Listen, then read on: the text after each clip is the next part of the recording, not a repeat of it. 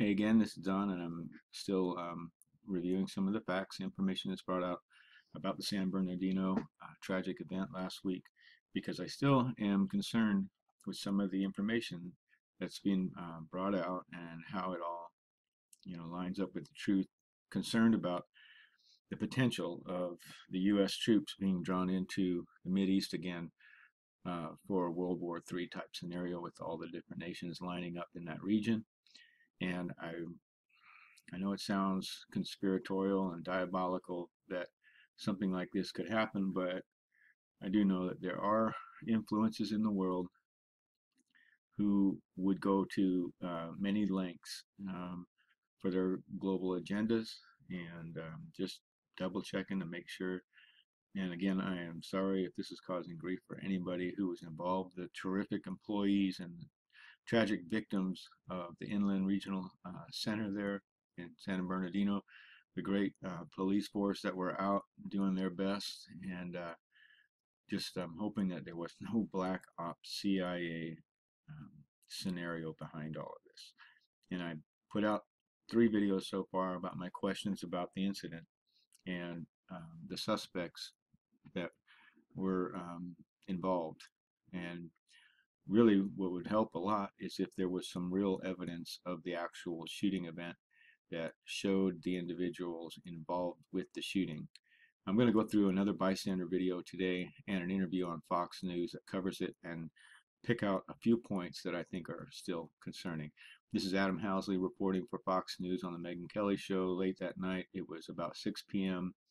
West Coast time, so the shooting at the SUV was over, and there was another bystander footage made available at that time. And let's just take a listen here.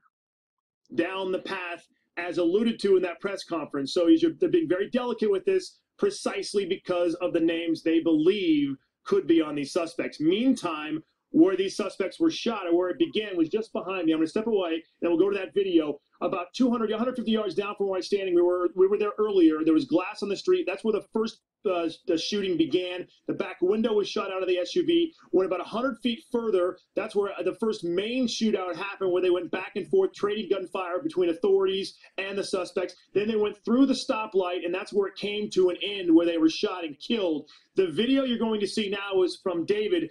David, I interviewed earlier today. He was in the location basically right where the second shootout happened. So 3 locations about 100 yards apart between the two, or between the 3.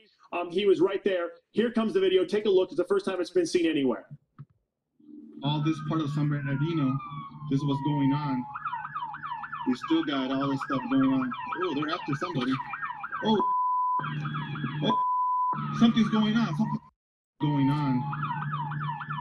Okay, I took note today about something here about this footage that didn't really add up. And that was the fact that the smoke, you see the smoke, then you hear the shot, and then you see the muzzle blast. Still got all this stuff going on. Oh, they're after somebody. Oh. Try that one more time. We still got all this stuff going on. Oh, they're after somebody. Did you see that? And then the flashes go on for the first time at that point. So to me, it was a little concerning because we know muzzle flashes are seen first, and then you hear the shot because light travels faster than sound. And of course, you would not see the smoke at preceding either of those. I did a little more research. There may be a reason for that. I'm going to show that research in just a second. Oh, something's going on. Something's going on. There they go. Okay, again, it seems as if at this point there's been one round fired, which is enough to give the police all the authority they need to take out this couple or whoever is driving that van, if that's exactly what happened. Still seems really crazy to me that this expert terrorist team with such a well-coordinated plan would leave their home that's 15 minutes away from this scene, come back to this scene in their evacuation.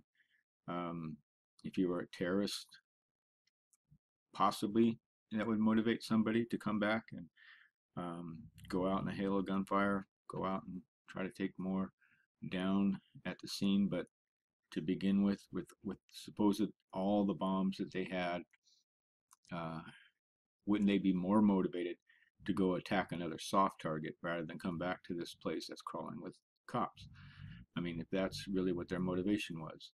Let's take this a little bit to the end here. I want to hear what the individual says about the gunfire that he heard at that point. This is the man who shot the video. His name is Dave. What?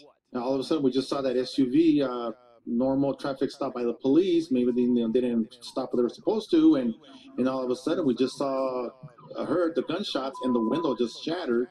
We took a cover, and then and they passed by us. That's when I was already recording at that time. You know, I was ready to record something, and then from there, at the second stop, maybe 50 to 80 yards from us, that's when the second shooting occurred. Covered again, took cover, and then the last of the shots, it was pretty scary moment. I mean, you guys were outside. What you need to realize, they were already outside the fence anyway, because you thought it was just a traffic stop that would happen to have a couple extra officers. And of course, you guys were going to go home anyway. But then when you heard the gunfire, as you see on the video, I mean, you guys were like, holy smokes, in different words. Yes, exactly. And that's what I saw. And then when I saw the parade of all the police officers coming in, all the units, FBI, ATF, all chasing them, and I go, oh, this is them. And when I saw their part of their faces, and I just couldn't believe that was them, and it's happening here in front of us. Yes. So, okay, I'm gonna go skip over to something real quick again. You know, if we had dash cam footage, it sure would be nice in this whole event. And there's something else that Adam Housley brings out about actual cell phone pictures of the shooters involved, which led police to these suspects. We haven't seen those pictures. And the reason I bring that out is in other police agencies across the country, there is dash cam footage. I'm going to show you something in a second. There is in San Bernardino. If you Google it, you'll find dash cam footage for over a year ago from all kinds of different events that they publicized, but we've seen nothing here yet. but I am told back to those names, that is the reason why the FBI is being very delicate. As you know, it's a very delicate situation in this country, and they want to make sure they have it exactly right. I'm told they're not going to tell us until they for sure get into that vehicle and thoroughly go through it and see if there's any other identification inside, that kind of thing, Megan. So they know what you're saying is they know the names. They just don't want to release them until they ensure that the names they believe they have are in fact the people they killed. They think they know the names, and if you talk to them, they won't go on record, obviously, because of the situation. But they'll tell you they've seen the cell phone pictures, and now some of them see them in person, obviously, as well.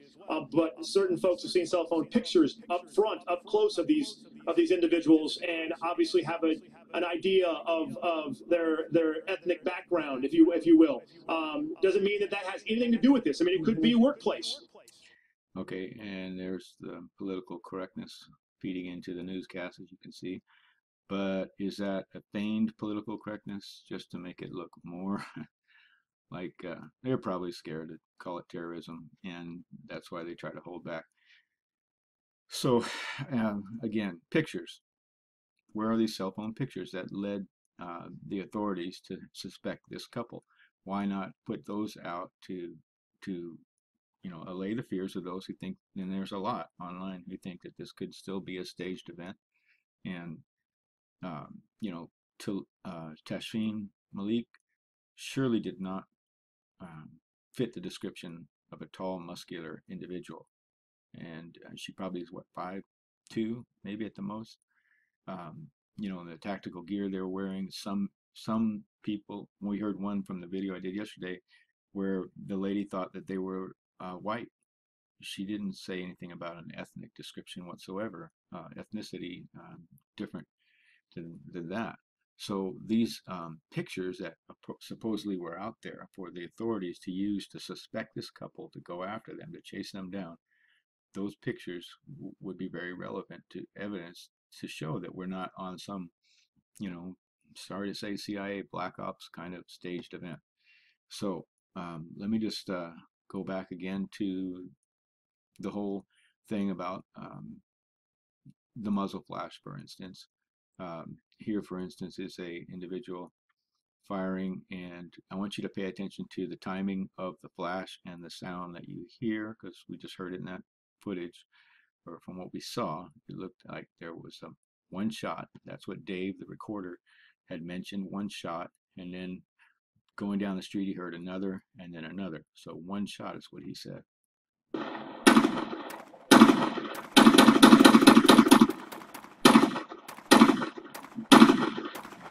Okay, that's the AR-15, and that's, you saw how the muzzle flash precedes the sound. Okay, you go online, you can check it out from different. 1, 2, 3, go.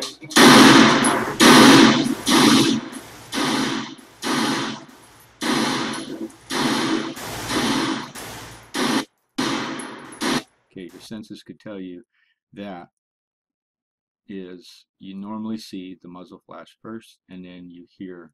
Now that's for a single shot. I want to play another clip though, because this does raise some questions about what I'm saying here.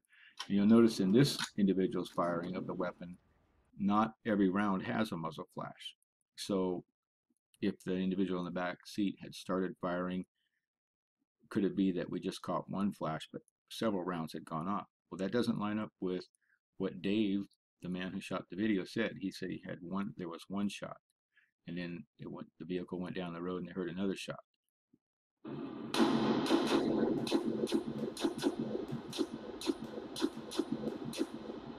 See, on this one, you see sporadic muzzle flash, and then you are also hearing the sounds after each shot, but not every shot actually does have a muzzle flash. And this could explain why we saw the smoke and heard the sounds of shots before we saw that one muzzle flash, but it doesn't line up with what Dave said about there being just one single shot. If it was, then this video that had made its way to Fox News, and within a couple of hours, could it have been touched up? Now, this is the same footage, and I want you to pay attention to something that I was working on earlier, because you'll see in this footage here the vehicle approaching. Get this thing to work right. We still got all this stuff going on. Oh, they're after somebody. Oh. Okay. Oh. Something's going on. Something's going on. So let's bring that back in, and again, here you'll see the flashers go on after the first shot. For some reason, the flashers come on. This is the vehicle that was identified before. It's a GMC Yukon. You see the smoke precedes any sound. Unfortunately, when I scrub through like this, then you see the muzzle flash, and the sound happened before the muzzle flash. It plays so quickly, I wanted to play it slow there. We still got all this stuff going on. Oh, they're after somebody. So let's listen to that one more We time. still got all this stuff going on. Oh, they're after somebody. So you heard the shots, just like in the interview from before, and then you see the muzzle flash, and the smoke preceded everything. There's no way to tell if there's glass on the street, but you don't hear audio of glass coming out of the vehicle here. There's no way to actually see and pump up the footage enough to actually get in there to see anything that may have landed on the street. You definitely don't hear anything, but there's a lot of commotion. But Adam Housley said there was glass in the street, which would definitely say somebody was firing out the back. And my question is that somebody really this couple, or was this still a staged event? Let's just take a look at one more clip I have, and then I'll try to wrap this up. Seattle Police Department released today, early today, footage of dashcam footage of a carjacking incident that happened in Seattle on Sunday afternoon, or mid-afternoon. Okay, that's 4 days after the San Bernardino event. And we still see no pictures yet of the suspects involved in the shooting that people supposedly took in the midst of this horrific, shooting event, and were able to hold their cameras out and take pictures of these suspects while they were involved in the actual shooting. But that's possible. but you know, it should be something that we could look at. And then here, this is just what's involved in a police chase, and you have multiple vehicles involved and you have multiple cameras, so why not put the footage out there of San Bernardino?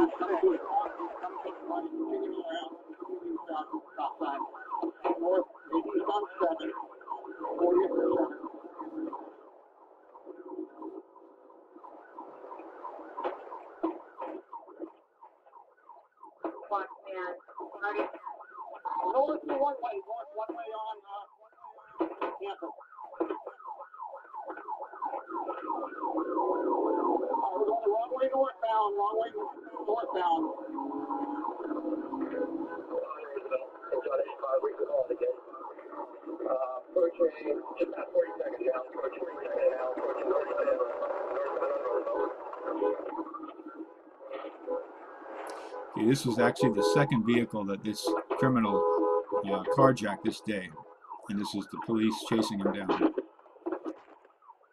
And he takes off several times. Here, a vehicle is non-operable at this point for the police, but other police are in pursuit. So you have other police and dash cams now available. Continue the chase. Seattle police put this together in one day and got it out. It's 6 days now since the horrific shooting in San Bernardino. These things have been released.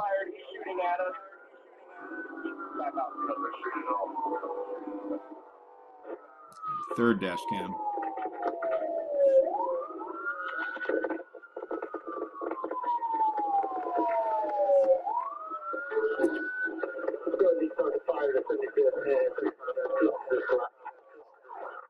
Okay. Many times as this individual has, tried to create havoc here, he's still not done.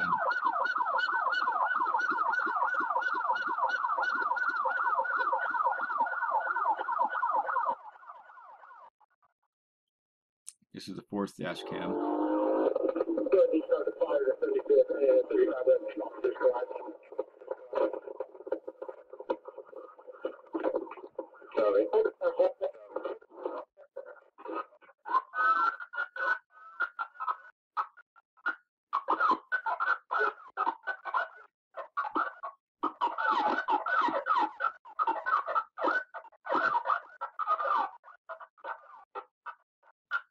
He tries to make one more escape here, and he's taken out.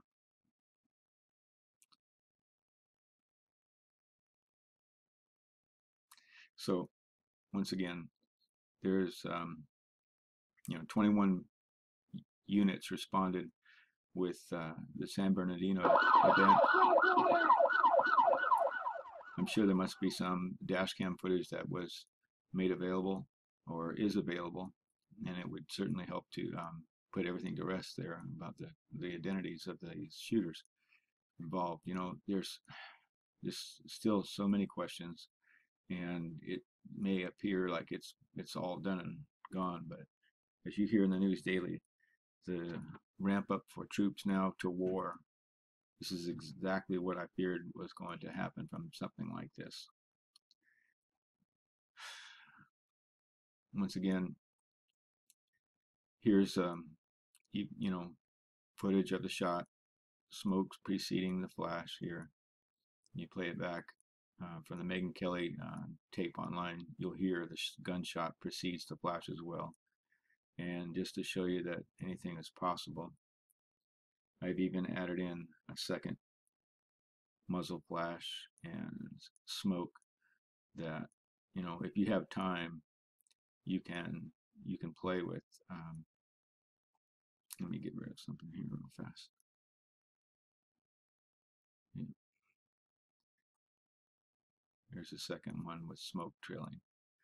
I mean, the longer it takes for them to release the dash cam footage, the more I speculate that somebody could actually doctor the dash cam footage if they chose to, and you could play that back in sound effects.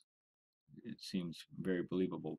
However, with as many vehicles involved, each one would have to match, which would take a lot of time.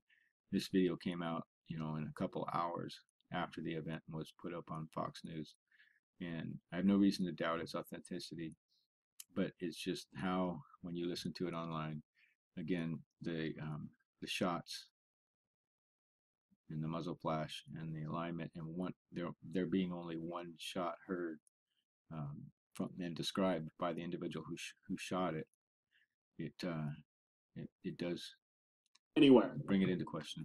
All this part of San Bernardino, this is what's going on. We still got all this stuff going on. Oh, they're after somebody.